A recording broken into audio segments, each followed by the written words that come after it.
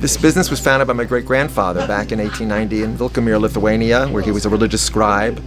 And he sold Torahs and religious articles. And then in 1905, he emigrated to the Lower East Side of New York.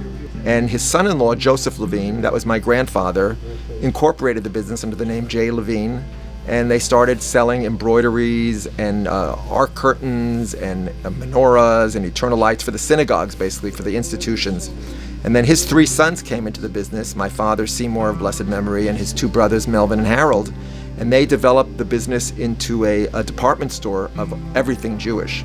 We were actually located originally in the Lower East Side at 73 Norfolk Street. And I have this picture here from 1920 of my original store at 73 Norfolk Street. J. Levine, Parochasim, Mantelach, and this is a full-color picture, actual picture from 1930. And we were there till 1963 when the city claimed eminent domain and they tore down the block, and we moved a few blocks over to 58 Eldridge Street, corner Hester Street, famous Hester Street, and we had there a 7-floor store. And it was a great business, and we sold all over the world, and the United States Army and institutions, and people came in, and it was just a great business. And then what happened is one day a Chinese man walked into our store and he says, what's a Jewish store doing in the middle of Chinatown? Because Chinatown had really moved over there. So I thought about it. I said, you know what? Maybe we need to find a place where Judaica can be really shown. And we came here to Midtown Manhattan, 5 West 30th Street. And we've been here now for more than 33 years. That's a long time. We made the most beautiful Judaica store. So what are you going to be doing now that the store is going to close? Oh, well, it's going to be a slight problem, but there are a number of minyanim in this area, and we'll probably find one. Well, I will, and I'm sure some of the other people will.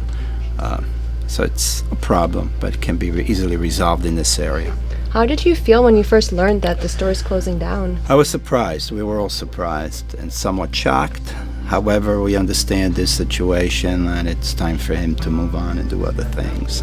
I guess he's had enough.